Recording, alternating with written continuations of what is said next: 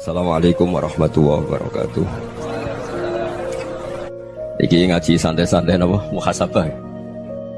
Muhasabah itu kalau Kiai Jawa maknani itu ngoreksi diri sendiri. Jadi menghitung diri sendiri.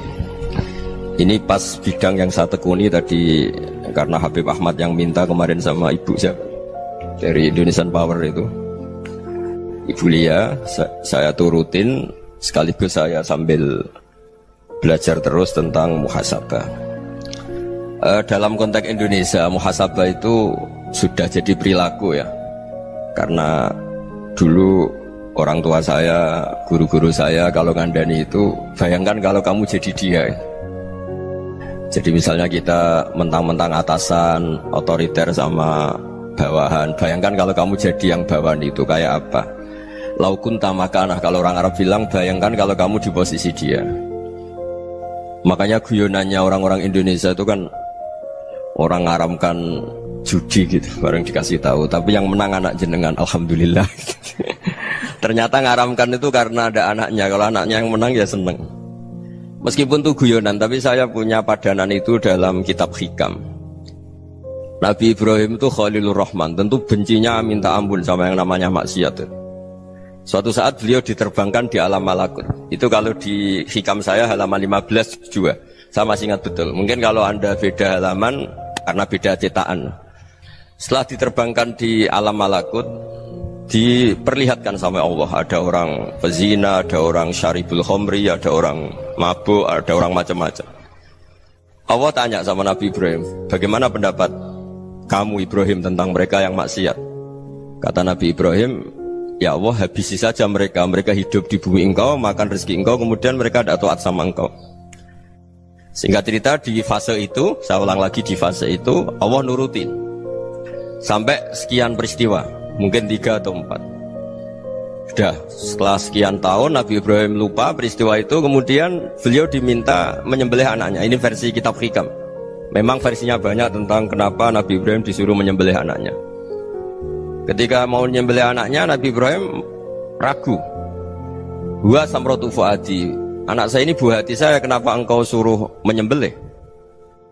Terus kata Allah, apa kamu tidak ingat ketika kamu saya angkat di alam malakut, kemudian kamu usul bunuh-bunuh, saya tidak mempertimbangkan usul Anda, tapi kenapa sekarang saya merintahkan kamu mikir gitu?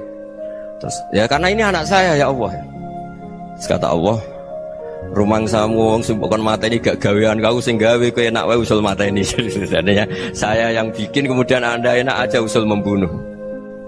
Semenjak itu Nabi Ibrahim itu di eranya itu asfaqun nas, orang paling sayang sama manusia. Karena kadang kita keras itu ya kebetulan itu udah anak kita, ada keluarga kita. Cara orang Jawa itu kan gitu ya, kalau ada perempuan terus macak yang macam-macam pakai sepeda motor cowok, terus wah itu luput suwuk, semoga-moga gini. Tapi setelah dikasih tahu, niku ponakane jenengan, semoga-moga selamat. Jadi jangan-jangan kemarin ahlil ma'asi itu kebetulan itu tidak keluarga kita. Kalau keluarga kita yang pernah salah pada kita, semangat kita mintakan maaf. Jangan-jangan kita didikte hukum sosial gitu. Jadi orang yang salah, kebetulan itu orang yang menservis kita, atau keluarga kita, atau orang dekat kita. Jangan-jangan semangat kita mintakan ampun. Tapi kalau sama orang lain, kebetulan musuh kita semangatnya minta itu kena azab. Nah ini yang nggak boleh dalam Islam. Islam mengajarkan niru Rasulullah SAW, Nabi itu rahmatal lil alamin. Bahkan kemarin saya ngaji virtual sama beberapa habaib. Ada Habib Ali Al-Jufri dari Mesir, ya. Ada Habib Alwi dari Kuitang, ada Habib Nabil Al-Musawa. Dari sekian habaib itu saya masih ingat, diantaranya yang didawuhkan rahmatan lil alamin itu ketika Nabi adzahu qaumuh, disakiti oleh kaumnya, dan itu mereka masih kafir semua. Itu mereka dapat doanya Nabi, Allah mahdi qaumi fa innahum la ya'lamun. Kayak apa baiknya Nabi, orang yang menyakiti, yang melukai, tapi Nabi masih berdoa, Allah mahdi qaumi fa innahum la ya'lamun. Sayyidina Umar dapat doanya Nabi itu yakhina kana kafiran, ketika masih kafir didoakan, Allahumma izzal Islam bi Umar. Itu ketika masih kafir.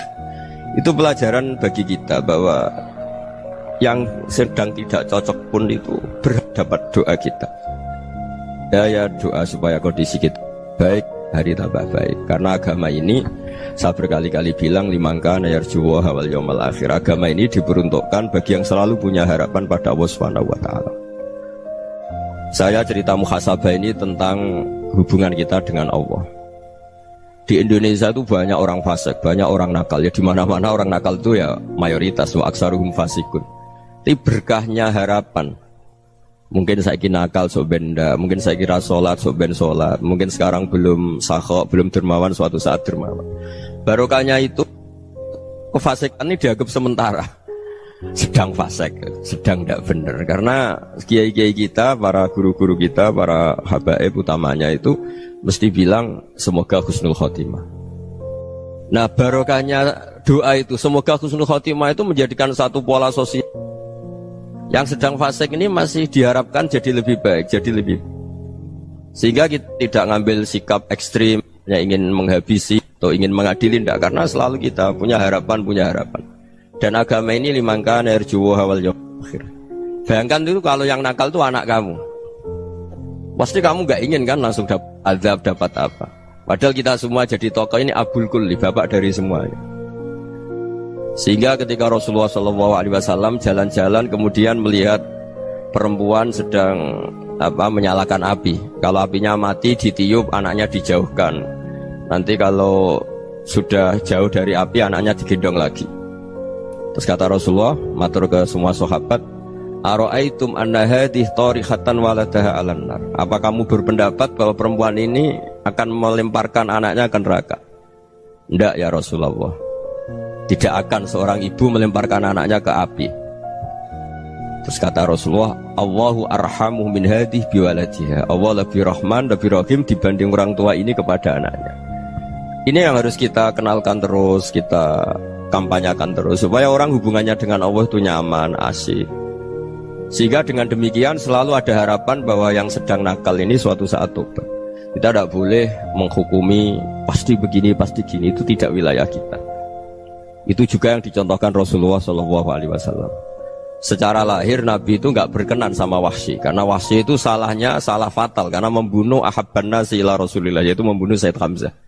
Jadi ketika Wahsy tobat, Nabi itu terima tobatnya. Dan ketika beliau dengan basariyahnya nggak siap ketemu Wahsy karena harus ingat Sayyid Hamzah, basariyahnya diturutin. Oke, kamu iman saya turutin, tapi jangan sering ketemu saya. Karena kalau ketemu kamu saya masih ingat sama paman saya Sayyid Hamzah. Kita bisa ngelola seperti itu. Kita tidak cocok sama orang, bagaimanapun mereka umat Rasulullah SAW, kita tetap mencintai mereka. Misalnya kalau beda agama, mereka sama-sama orang Indonesia, kita mencintai mereka atas nama warga Indonesia. Tapi kalau misalnya potongannya ora cocok, beda kultur, bawaannya itu mangkel no coro Jawa, ya bisa diilmoni, jangan ketemu. Wong sudah tidak cocok, ingin ketemu nyari solusi. Roh ini tok seneng itu kan ya repot gitu. Ya sudah kalau nggak mati cocok ya jangan sering ketemu. Dan itu kita bisa memanage seperti itu tuh bisa. Saya berkali-kali cerita tentang Imam Syafi'i. Kalau dikasih tahu ya Imam Abu Abdillah, panggilannya Imam Syafi'i, tetangga anda ini ternyata banyak yang nggak senang anda. Jawabnya beliau senang. Ya bagus kalau nggak senang saya, ndak utang saya katanya. Jadi gara-gara saman seneng aku ngatur aku ini kan. Dan mungkin saman rasa seneng kan ya enak. Jadi hidup itu dianggap happy. Kalau seneng ya teman silaturahim, kalau nggak seneng ya nggak bakal utang gitu. Baru kayak seneng itu nggak ganggu. Gitu. Jadi dulu itu orang bisa ngelola seneng tidak seneng itu bisa. Karena ada kearifan hubungan dengan Allah Subhanahu wa taala. Hidupnya selesai karena masyghul bi dzikrillah, mereka sibuk dengan Allah. Makanya kata ulama-ulama tasawuf, kamu jangan melihat manusia perilakunya, tapi kamu juga harus ingat yang gerakkan semua itu Allah Subhanahu wa taala. Dengan demikian kita farah, kita senang. Makanya Nabi kalau ngutus Anas bin Malik kemudian enggak kesampaian yang diinginkan karena Anas main. Ketika garwa-garwani Nabi agak tersinggung, Nabi andaikan Allah menghendaki yang saya inginkan kesampaian, pasti itu kesampaian. Jadi dianggap kegagalan Anas gak manggil yang dituju Nabi itu ya kersane Allah, ya enteng saja. Sayyidina Ali lebih parah lagi yang dialamin.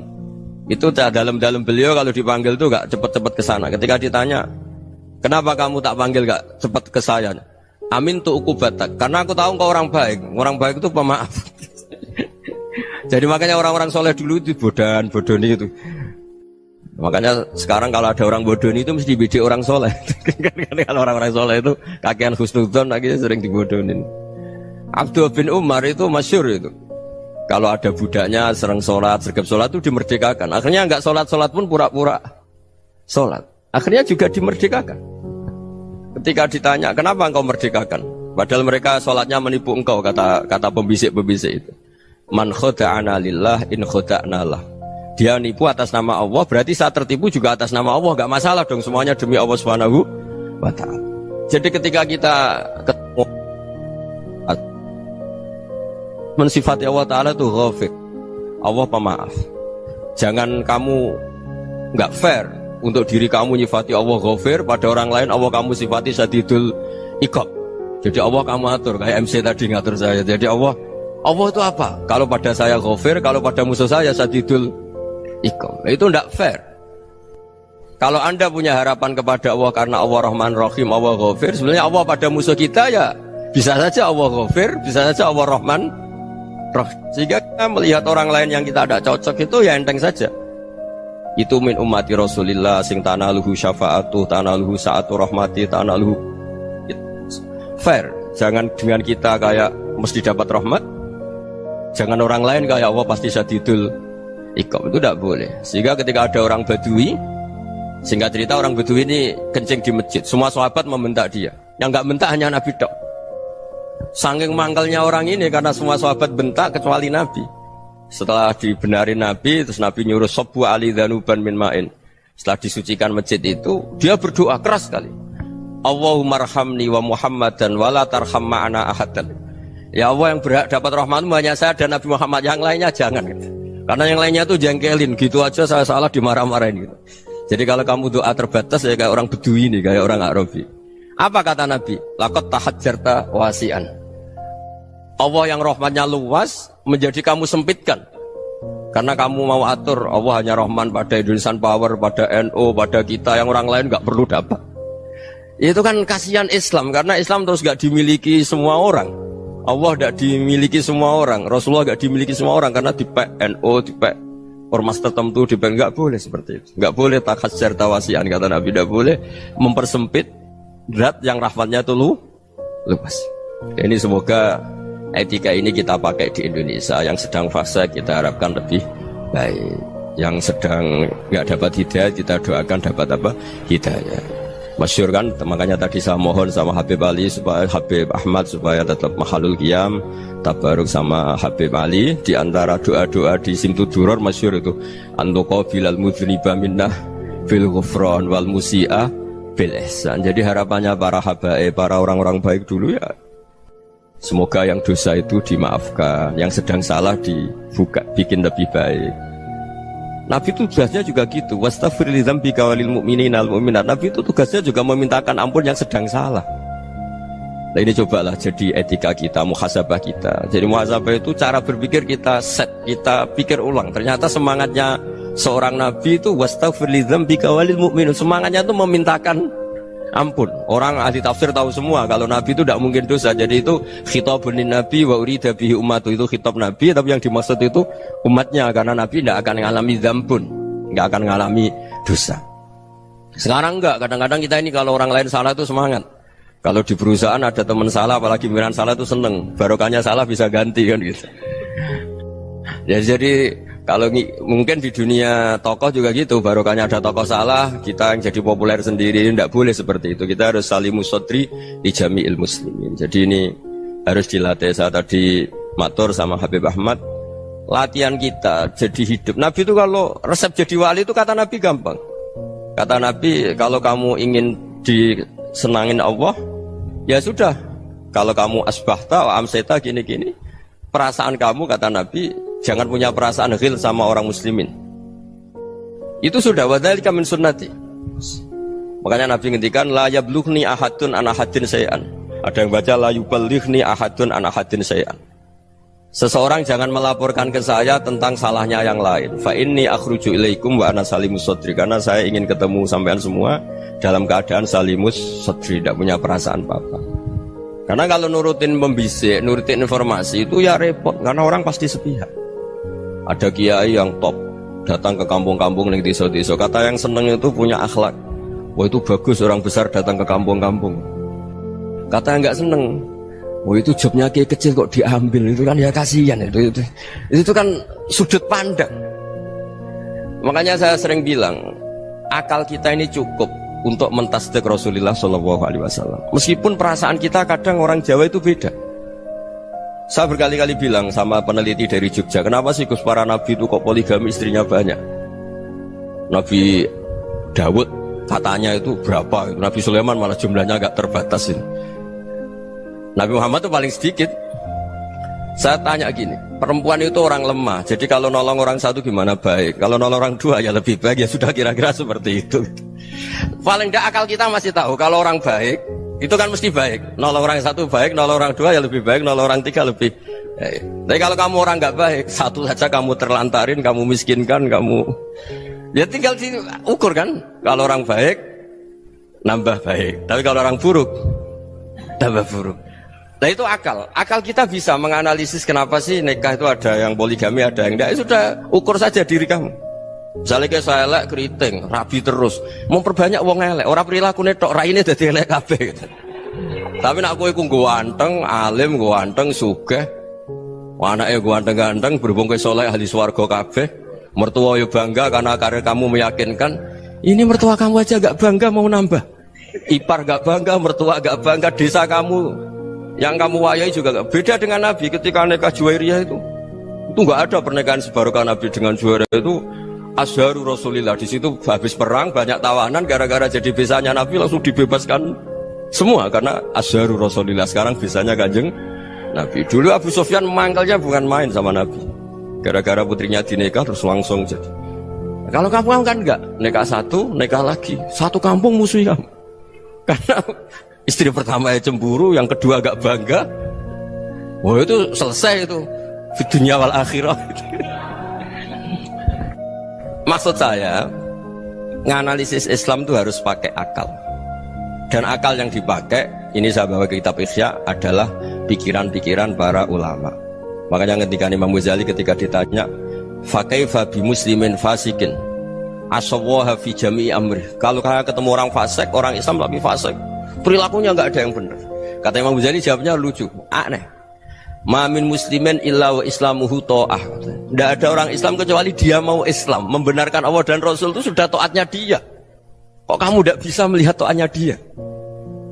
Dia pikirannya kan ini pemabuk, ini tukang apa. Tapi kata Imam Ghazali, sebenarnya kamu masih bisa berpikir positif. Mamin muslimin illa wa islamuhu ta'ah.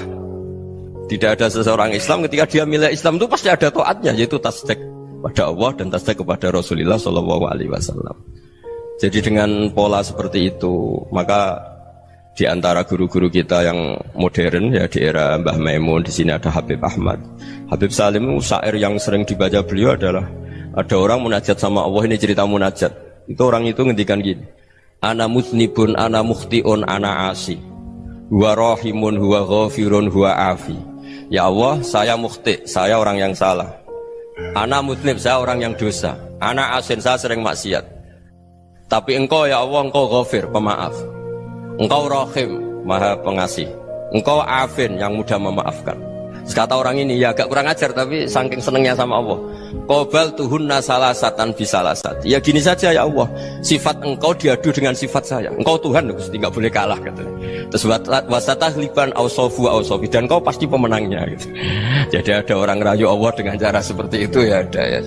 Saya ini manusia, salah saya banyak. Engkau ampunannya banyak. Engkau Tuhan, Gusti, nggak boleh ampunan Anda, ampunan engkau kalah dengan salah saya. Nggak boleh Tuhan kok kalah. Jadi untuk supaya orang punya harapan gitu. Banyak juga wali-wali yang jadab ketika datang ke makam Rasulullah SAW. Itu kalau dongo ya agak kacau sebetulnya, cara syariat agak kacau.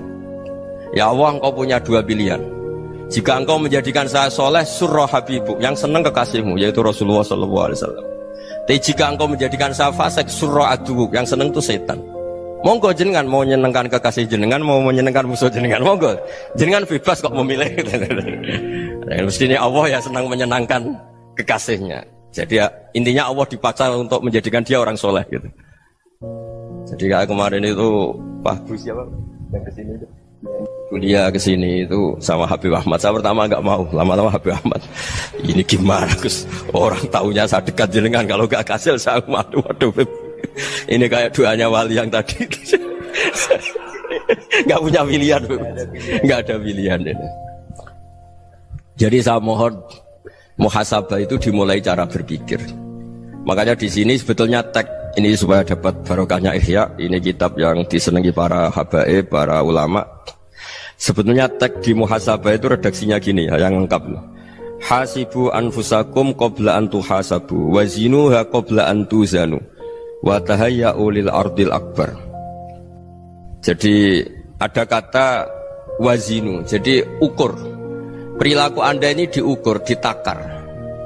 Misalnya kita sebagai suami kan ya punya hal-hal yang kita tidak ideal.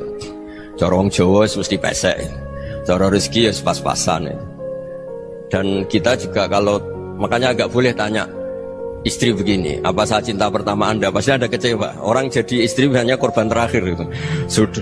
Karena orang kalau ngelamar kemana-mana gak jadi, yang jadi istri itu pasti korban terakhir itu.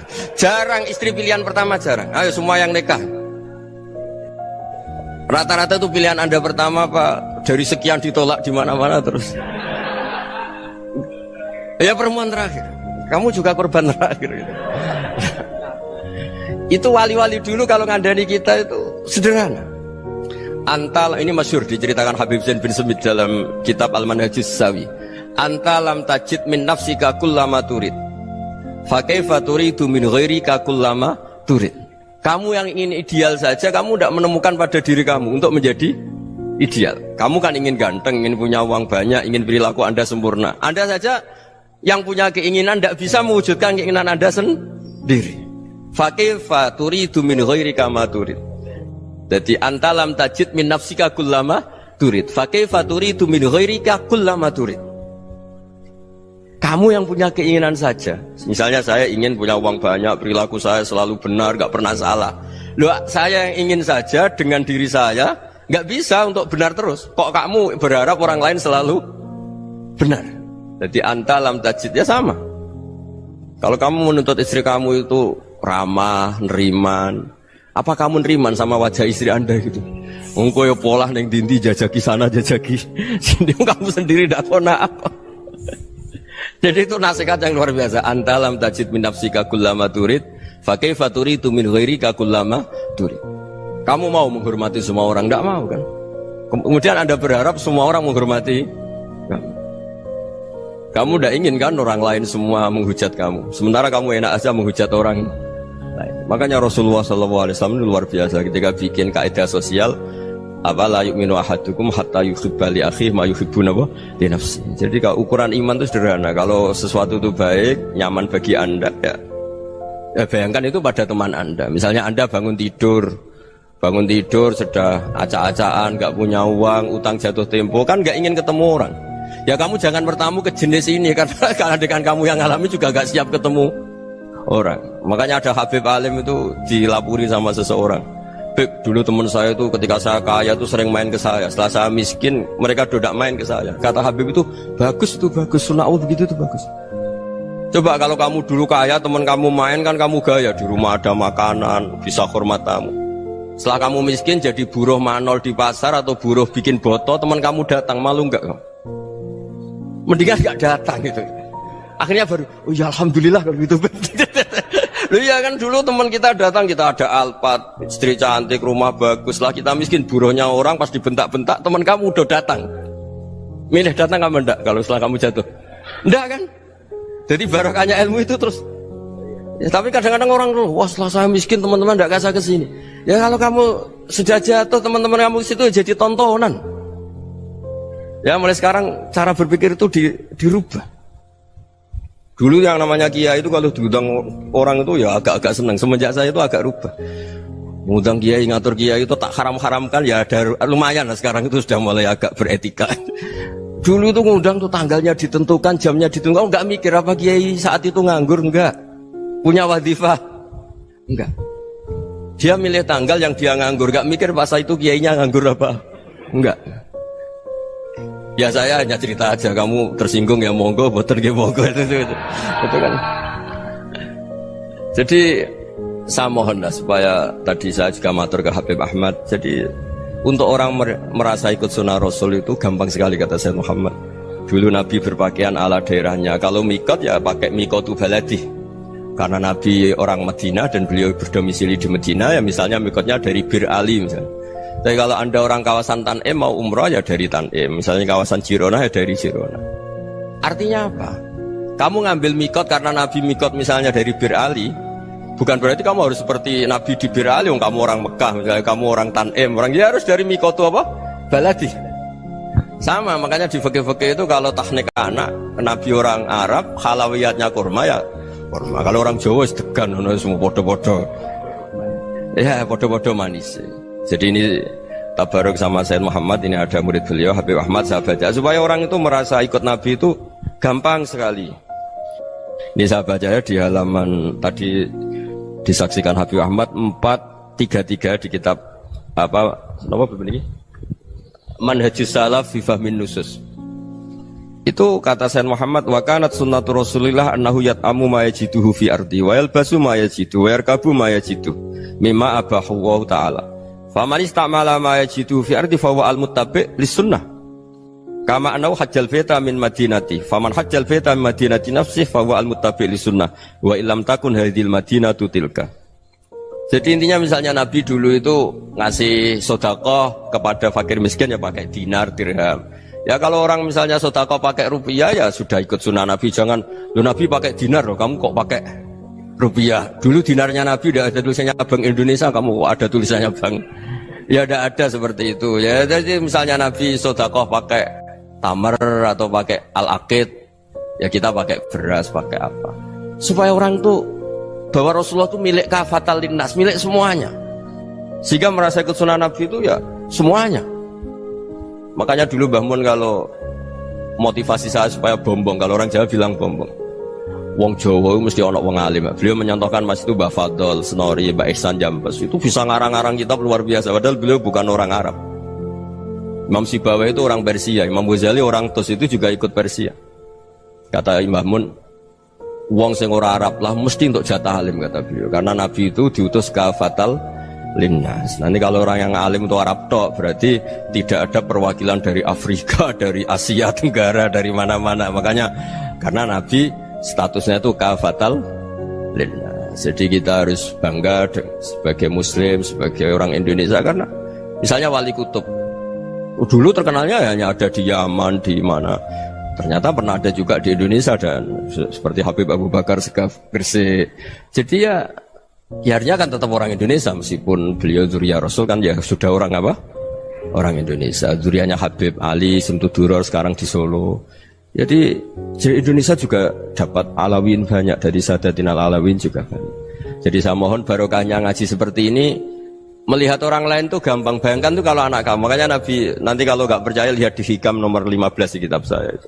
Di situ dijelaskan oleh Hikam, jangan-jangan semangat Anda pada orang yang maksiat, pada orang yang keliru supaya dihukum itu karena kebetulan itu udah anak Anda, itu udah keluarga Anda. Coba kalau itu keluarga Anda.